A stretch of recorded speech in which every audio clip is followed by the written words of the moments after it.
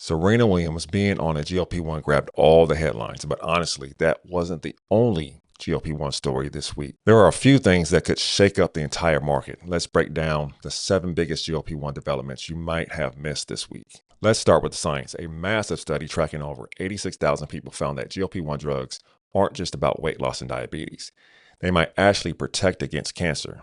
People on drugs like Ozempic, Wegovy, Zepbound, and Mounjaro had a 17% lower overall risk of cancer compared to people not on them. And it gets even more interesting. Endometrial cancer risk dropped by about 25%. Ovarian cancer risk was cut nearly in half, about 47%. And meningioma, a type of brain tumor, saw about a 31% risk reduction. Now, there are small signals towards higher kidney cancer risk, but it wasn't statistically significant. Researchers say that it may have no real effect whatsoever. Now, if these findings hold up in more studies, it could mean that GLP-1s become part of cancer prevention discussions and not just diabetes and obesity treatment. And that is a huge paradigm shift. Next, no more needles. Both Novo Nordisk and Eli Lilly are racing to release oral GLP-1 versions. Analysts expect they'll cost around the same as injectables, roughly $1,000 a month in the US, or about $499 if you're paying out of pocket through direct-to-consumer programs. That pricing strategy surprised some people, as many hope that pills will be cheaper to access. But from the drug maker's perspective, pills might actually expand the market. There's a huge group of people who just don't want to inject themselves. And if they can pop a pill instead, they're more likely to stick with the treatment. So the question then becomes, will oral GLP-1s be a game changer for accessibility, or just another premium option priced out of reach of most patients? Meanwhile, across the Atlantic, the UK's National Health Service is preparing to make a big policy shift. The new draft guidelines suggest that GLP-1s could be offered earlier to people with type 2 diabetes, especially those who have heart disease or those who cannot tolerate metformin, the usual first-line treatment.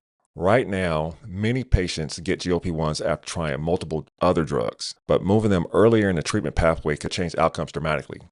One analysis estimates that if 90% of eligible patients were treated, it could save nearly 22,000 lives. It's a bold move, and if the UK pulls it off, it might put pressure on other health systems to rethink how quickly they allow access to these medications. Back over in the US, the conversation isn't about timing, it's about money.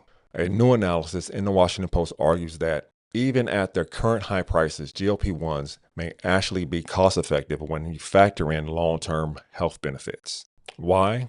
Because obesity and diabetes drive massive healthcare costs. Heart disease, dialysis, hospitalizations, just to name a few.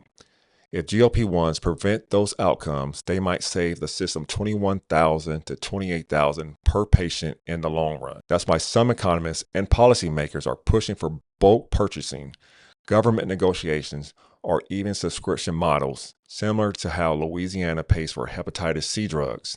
If the U.S. could get prices closer to Denmark's level, about $1,560 a year, we'll likely see these medications become much more widely accessible. And there may be a new contender entering the race. Ecnoglutide. Developed in China, this GLP-1 agonist just released results from a phase 3 trial, and the data is impressive. Patients lost about 5.2 to 5.7% of their body weight in 52 weeks compared to just 2.8% with dulaglutide, a common diabetes drug. That's nearly double the weight loss. What makes it even more interesting is the manufacturing. Ecnoglutide is simpler and cheaper to produce than semaglutide, the active ingredient in Ozempic and Wegovy. Side effects were mostly mild and limited to the usual GI issues. If it gets approved and scaled up, Ecnoglutide could undercut the big players on price, forcing Eli Lilly and Novo Nordisk to rethink their strategies. It's still early, but it could be a game changer in the global market. Novo Nordisk just cut the cash pay price of Ozempic in half, dropping it from $1,000 to $499 per month for patients paying out of pocket. Most insured users, about 98%, already pay $25 or less in copays, so this mainly helps the uninsured. The deal is available through Novo Care's direct-to-consumer pharmacy and a new GoodRx partnership covering over 70,000 pharmacies with the options for home delivery. Why the drop? Novo is under pressure from the compounded market and from rival Eli Lilly. By slashing the cost, Novo hopes to protect its market and expand access. And Wall Street reacted fast to this news. GoodRx shares surged more than 30%, while Novo Nordisk's stock climbed around 5%. And lastly, Viking's GLP-1 trial sends their stock tumbling. Viking Therapeutics just reported results from its phase 2 venture trial of oral VK2735. Patients lost an impressive 12.2% of body weight in 13 weeks versus just 1.3% on placebo. Now, that is a major win for efficacy. But Wall Street hated the details. About 20% of patients dropped out, mostly from GI side effects, compared to 13 to 18% on placebo. This compares unfavorably to a discontinuation rate of 10.3% at the highest doses of orforglipron and their own no clinically meaningful difference report from their phase 1 trial.